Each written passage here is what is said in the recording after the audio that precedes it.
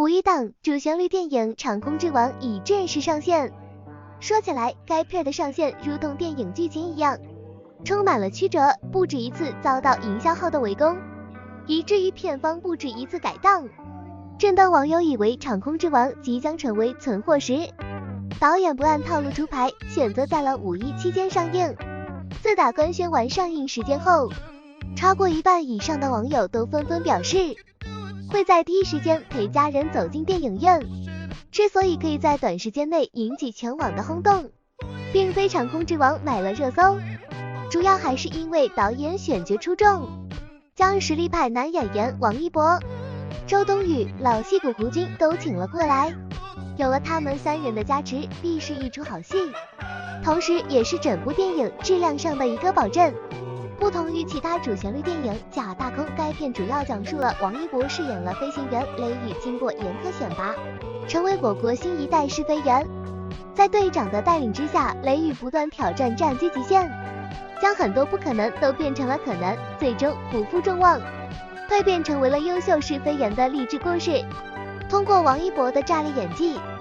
让我们更进一步了解了试飞员这个行业。与其说是塑造角色，倒不如形容成致敬试飞英雄更为贴切。其实就冲这一点，王一博就值得全网为他点赞，以身作则，树立偶像榜样，没有让喜欢他的粉丝失望。也就是说，吐槽他的那些营销号不是为了蹭热度，就是断章取义，只会拿流量说事儿，殊不知在围攻王一博的同时，狠狠打了自己的脸。如果真像他们口中说的一样，想必这部电影也不会持续霸榜微博热搜了。据官媒透露，《长空之王》还没等正式登陆各大影院，预售票房就突破了1亿，不费吹灰之力稳居5一档电影首位。同时，首播观众口碑释出，试飞员歼20等，更是成为了很多观众影评的关键词。相信不少观众都跟我一样，第一次看到《长空之王》这4个字的时候，就已经感受到了满满的分量感。个人看来，这个片名应该有一个双重含义，首先指的是男主，也就是王一博饰演的男主雷雨。用官媒的话说，他这次是刀尖上的武者，甚至可以说他是最接近死亡线的人，因为他们操控战斗机的这种技术能力以及心理承受能力，都无疑是天之骄子当中的长空之王。另一个指的应该是装备，在预告片中可以看到这样一个镜头，歼20隐形战斗机贴着海面飞，低空高速飞行，产生出了一种音爆云的视觉效果。从经理口中得知，只有这种歼击机才能够飞出这种效果。而且王一博疯狂输出，飞着飞着突然拉高，来了一波大仰角的爬升。要知道，在空中作战的过程当中，尤其是在近距离空中缠斗的过程当中，这是一个典型的制胜法宝。虽然该片并不属于现代战争类似，但王一博把很多空中名场面都呈现了出来。值得一提的是，王一博驾驭的隐形战斗机歼20，在世界各国都特别出名，一直都是佼佼者，披着隐身斗篷执行各种任务，敌方的雷达很难在第一时间发现它，可以在更好的作战状态下夺取制空权，可以更好的守护祖国的海疆和蓝天。就像王一博在片中所说的台词一样，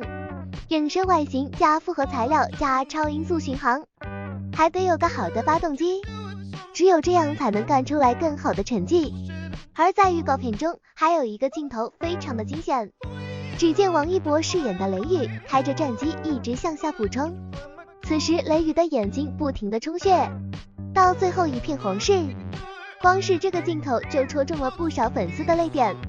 很多死忠粉都纷纷留言，王一博太让人心疼了。这还不是重点，重点是正片当中还有一个特别令人揪心的画面，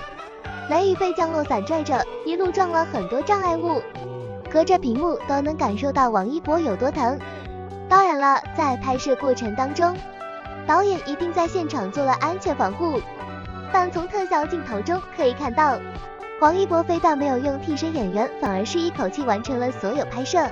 敬业程度可见一斑。从军事专家口中可以得知，电影中的揪心情节在飞行员试飞时出现的几率极高，难听点说，试飞员每一次的试飞执行战机测试任务时都徘徊在死亡线的附近。比方说发动机突然停了，相当于开车的过程当中，车辆本身脱离了自己操控范围，高速往前冲，任何人都可以想象一下会是一种什么样的感觉。再结合王一博在片中的炸裂演技，立马就可以感同身受了。对此，有影迷还总结出了3个关键词，分别是空中停车、失速尾旋、红是3个关键词，让我们仿佛看到了试飞员全程都在密集的遭遇各种各样的困难，甚至是危险。正是因为他们的前赴后继，用生命诠释了影片当中观众记忆非常深刻的一句台词：性命加使命才是我们的生命。意味着想要拥有自身生命的保障，只有一条路可以选择，那就是弹射、跳伞、逃生。但我们的试飞员们不到最后一刻，甚至到了最后一刻能不跳伞都不跳伞，真正诠释出了试飞员是刀尖上的舞者这句话的含义。话说到这儿，这部《长空之王》的上映，让很多不了解这些相关知识的观众都主动去了解了歼20，去了解他们背后的试飞员，这才是该片真正的一个精神内核。而男主王一博竟在上线1天的时间内，就荣登了央媒6公主。简短的新闻播报当中，主持人对其在片中的演技赞不绝口，无形当中也算是狠狠打了那些营销号的脸。正片内容中令人揪心的那些镜头，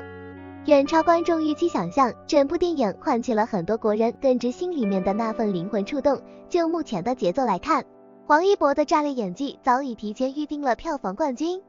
这个5亿他才是真正的大赢家。不知道大家都对《长空之王》都有什么不同的看法吗？